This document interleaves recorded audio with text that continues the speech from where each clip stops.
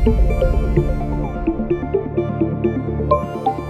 very good morning to one and all present here. I am Yash Chandra, the team leader of Blue Excavators, and today we will be sharing with you the final work done by the Blue Excavators. So first, please let me allow me to introduce you all to our team. So our team consists of myself, Yash Chandra, a co-leader Ananya Akash, Manya, Shrideep, Siri, and Hia, and our supervisors Niharika Ma'am and Nikita Ma'am.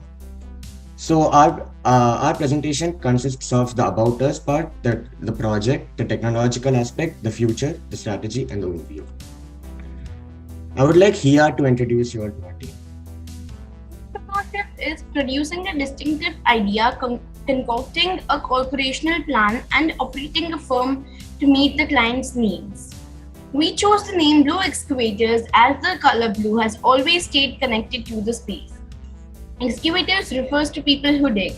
Our main motive will be to mine from the lunar surface. Our company's motives will be to deliver a better alternative fuel source for power plants, supplying an adequate and affordable fuel source for rockets traveling massive distances in space, and to provide more defensible fuel used in nuclear energy and nuclear power plants. Thank you, Hia. Now I will explain you about our project. So the problem statement on which we came up with a solution is that the current energy sources which we use are not only depleting but are very harmful to our environment. And also the fuel sources which we use for our rockets, we thought that we can come up with a better and alternative fuel for our rockets. And also nuclear fusions are needed, but they're still under development. So our solution is that we plan on mining this element called helium-3, which will solve all our problems. Now, helium-3 can replace our polluting energy sources, and we also believe that we can provide nuclear power plants with helium-3, and we can even provide space agencies with helium-3 to use in their rockets. And establishing nuclear fusion would create an economic and safe energy source. But what exactly is this helium-3?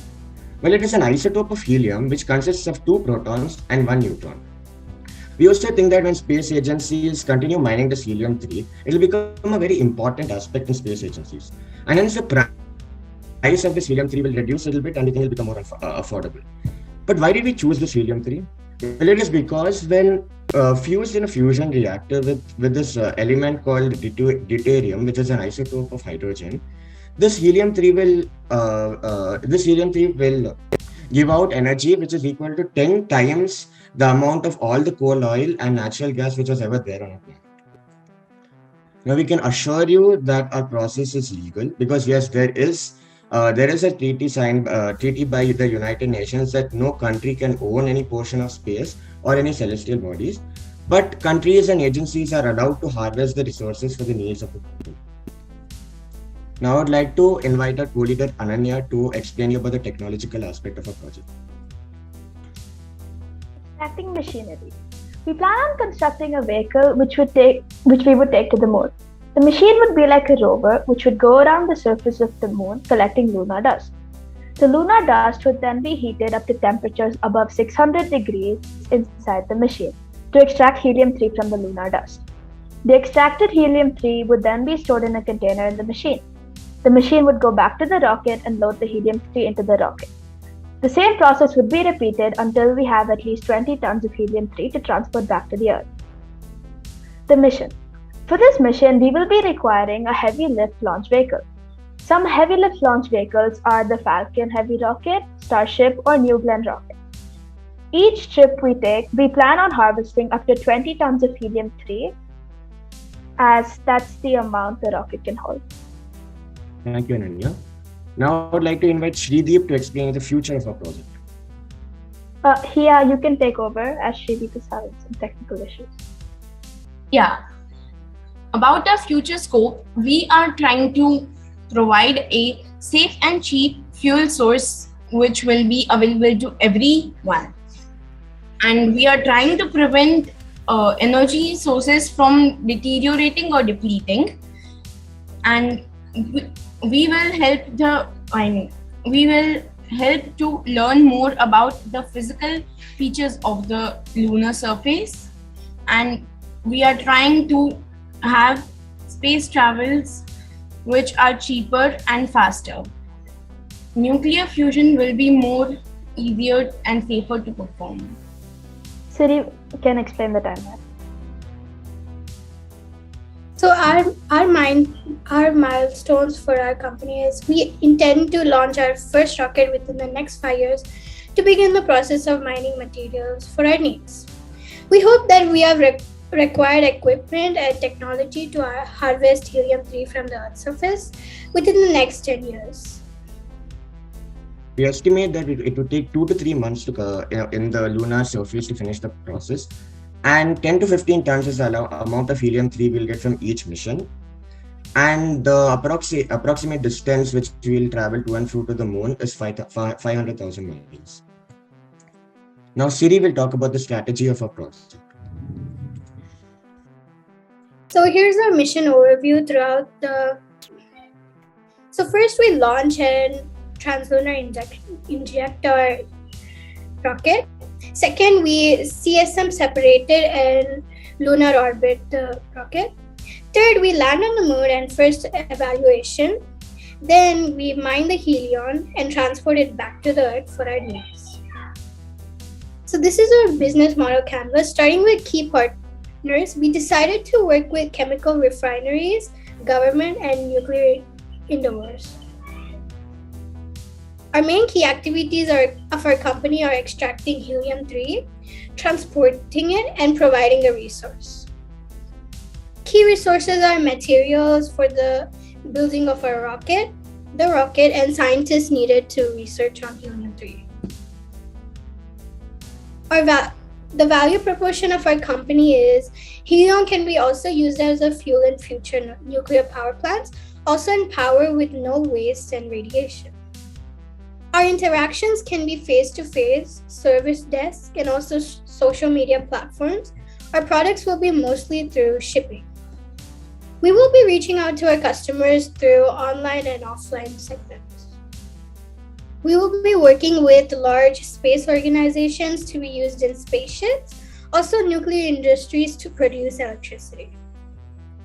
The cost structure of our company is transportation to the moon for the mining of helium-3, space equipment, excavators used on the moon for mining, transiting helium-3 back to the Earth, and professionals to mine the helium-3. And last, we have our revenue streams. We will be making money by selling energy sources that we mine from the moon. And what value we will sell our product at? Based on sources, the market price of helium-3 per gram is $1,400. Because our company will be transporting this mineral from the moon, an additional approximate $450 is what the final price per gram will be. Customers will be willing to pay this price as inclusive of the fact that these minerals will be mined from and transported from the moon. The price of a product matches the general market price. With advancing technology, transactions are done online through online banking. The amounts involved in transactions will be large, so online banking provides ease to customers. So our currently active programs, first we have our European Space Agency. Next we have US Nuclear Corporation, Asteroid Mining Corporation, and Solar System Resources Corporations. These companies plan on and might be our main competitors in the future. I think we are at the dawn of a new era in commercial space exploration. With this wonderful quote by Elon Musk, we would like to share some memories of the Blue excavators during our JSS training time. During this JSS program, we felt like one whole month passed by in the blink of an eye. We spent our time within as well outside our team, interacting with different students and supervisors and learning valuable lessons from each. We shared our ideas about the different concepts of space and how we as team entrepreneurship could turn these sci-fi imaginations into a reality. For the very first time, we learned about business terms such as pitch deck and a business model canvas and how we can build a company from the ground up. Along with educational experiences, we also learned a couple of life lessons. Being a team player was one of them. Today, when each one of us looks back at the time we had at JSS, it is filled It is filled with enriching experiences of interaction, learning, and enjoyment. We made friends with many and formed idols looking at our supervisors. We met people who stay with us even after the program ends. JSS was more than just a program, it was an experience none of us will ever forget. Throughout our time at JSS, we tried overcoming problems and framing our ideas better. I'd like to thank everyone who helped and supported us through our program, starting with our co-supervisor Niharika Ma'am. Ma'am has always been the backbone to our team, helping and giving all her attention to us along every second of the program. She was as friendly and approachable as anyone could ever be. She was patient and always put up with all the chaos we had in everyday meetings. We're so sorry for annoying you so much on a daily basis. But also, thank you so much for always being there and listening to everything we had to share. Next, we would like to thank our supervisor and co founder of Genex Space herself, Nikita ma'am. Even though ma'am joined our meetings fewer times, she compensated with abundant knowledge and experience she shared with us. Ma'am really helped us build the very foundation of our project and was always there when we had doubts about anything. Lastly, we would also like to thank Sujay sir, another co-founder of Genex Space, who visited us and took a look at our project, providing valuable feedback which we worked on to make our project what it is today. Lastly, we would like to thank everyone from the SSERD for making this program happen in the first place. These are a few fun memories that we had. Thank you all very much for your time. Now we are open for questions. Thank you so much, team. And that was an amazing presentation. Let's open the floor for questions. Any questions for the entrepreneurs right here? And I'd like to know if anyone would like to invest. Great presentation, team. So I would want to know, have you done the geographical study on the moon as to where the concentrations of He3 are high? Yes, it is. Thank you for the question, sir. There's a layer called regolith on the moon, which is the composition of the fine lunar dust, and that is where we will get the helium-3. Regolith, fine, but which particular spots are rich in He3? Any idea? I mean, it's like the area. It's like almost equally distributed. There's not much of a difference. Just read about it. There are two different regions when you consider moon. You have the white regions and the dark regions called the mare and the highlands. Okay, so He3 is not evenly distributed on the moon's regolith. It's concentrated on particular spots. So maybe yes, probably it's like where the sunlight is more prominent. Probably if you can do those survey as well, the project will be great. Thank you. And great presentation, by the way, great pitch. Considering any pitching platform? We did make a pitch deck. Thank you, Tejas, and thank you, Yash, for answering those questions. Any other questions? So it's not exactly a question, but I would like to say good presentation.